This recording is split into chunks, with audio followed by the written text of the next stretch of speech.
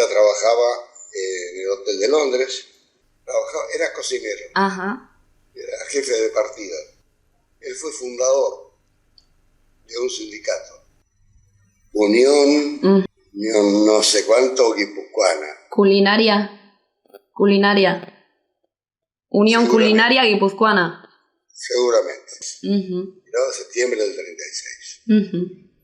Y a fin de septiembre, o principios de octubre, una banda armada aparece en casa una noche y a punta de pistola se llevan a Aita, sin dar ninguna explicación de nada.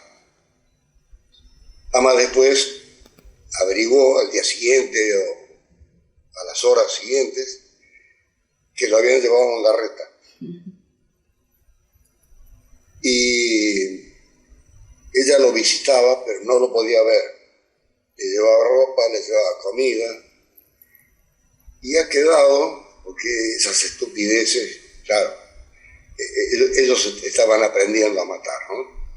Pero se le filtró en el penal, había unas formas impresas que parecían el dorso de una tarjeta postal, exactamente eso. Entonces, en el frente de esa tarjeta estaba previsto que tú escribieras para quién era y cuál era la dirección. Y al dorso estaba libre para que escribieras. Y eso se le filtró. Y esa tarjeta tiene el sello de la prisión y el sello del ejército. Él tiene que haber estado, no sé, una semana, 10 días en Ondarreta, no sé en qué condiciones. En lo que él escribió no dice nada, se limita a preguntar cómo estamos nosotros y a decir que él está bien. Y no creo que le dejaran decir otra cosa. Creo que estuvo detenida 2 veces. Una porque hizo hacer un recordatorio, como se usaba en la época, y en el texto, vilmente asesinado. Eso creo que le costó ir a la cárcel. Y la otra fue porque organizaron una misa por los desaparecidos. Así que ella estuvo 2 veces. Lo que sí sé es que ella, en esos días en que Ama estuvo en la cárcel, golpeó cuanta puerta y las puertas no se abrían. Bueno, embarcamos en Bilbao, en el Cabo de Hornos, si no me equivoco, el día 20 de octubre del año 40. Para poder salir una mujer sola con su hijo, necesitabas. ¿Qué pasaba con el marido? Que la patria potestad en aquel momento era una cosa sagrada. Y ahí le dieron nada más un certificado donde dice que fulano de tal desapareció el 8 de octubre del 36. Eso como documento escrito, pero hasta ese momento la familia siempre pensó que a Aita lo habían fusilado el 9 en vez del 8. Probablemente de todas las decisiones que pudo haber tomado Ama, tomó la peor. Porque muy probablemente el clima ese en Donosti era invivible, ¿no? Pero en aquel tiempo América era América. Estaba todo aquí, el oro, el moro. Además ella tenía un hermano que era el rey Creso. Le brotaba el oro por los oídos.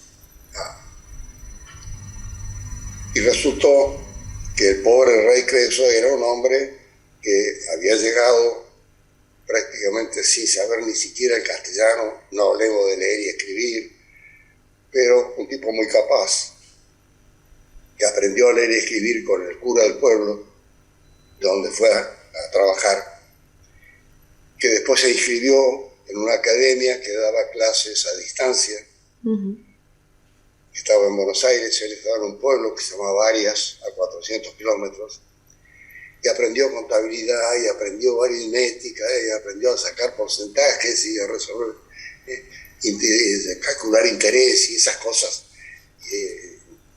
imprescindibles para el comercio. Y cuando nosotros llegamos, él estaba empezando a hacerse una cierta posición. Tenía hecha una cierta posición. Pero no era un hombre rico, ni mucho menos, como se creía en Euskadi. En Euskadi era algo, ¿no? Y nosotros fuimos a parar a su casa. Pero él tenía mujer y 2 hijas. Entonces, dejamos Arias, nos vinimos a Buenos Aires, no nos conocíamos nada de nada. Y empezar a buscar un trabajo. Y era muy difícil, porque en el trabajo me tenían que dar lugar a mí para vivir. Yo en algún lugar tenía que dormir.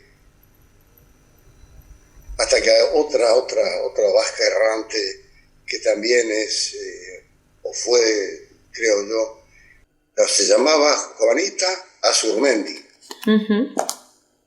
Y ella nos indicó que existía un patronato español y que ahí me acogerían.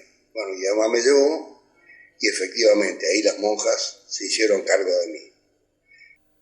Pero apareció una familia de Río Cuarto, Ramón Aldazoro, casado con una Eliseche, que era hermana de la mujer de mi tío de Arias. Y entonces, aquel un poco se hizo cargo de mí en los veranos. En los veranos, no. En algún momento, también, no sé por noticias de quién, se enteró en Buenos Aires que existía una asociación vasca, Euskal. Bueno, ahí me acogieron y ahí estuve becado 9 años. Ahí hice toda la primaria, desde 3er grado, y toda la secundaria hasta que egresé. Y Ama, como empezó a trabajar de cocinera, se fue a estudiar cocina al Le Cordon Bleu, la academia renombrada acá. Y llegó a ser excelente, de las mejores cocineras que había en Buenos Aires, pero trabajaba en casa de familia, con lo cual no trascendió. Entre el patronato español y Euskalechea hubo un interregno. En ese interregno nosotros vivimos en una ciudad que se llama Río Cuarto. Y en Río Cuarto Doroteo nos puso un negocio. O sea que no es que él no se ocupó. Pero claro, era una época de tanta miseria. El año 40, 41. Acá era un poco la crisis del 30 que llegaba tarde, como llega tarde todo acá, pero llegó con una fuerza. Eso tenía un negocio de almacén, verdulería, carbonería, era una cosa enorme. Pero todo se vendía de a 5 centavos. Y está en un barrio, la gente re pobre, imposible. Y además nos agarró una inundación tremenda que acabó con el negocio porque hay agua a más de 1 metro y se llevó todo.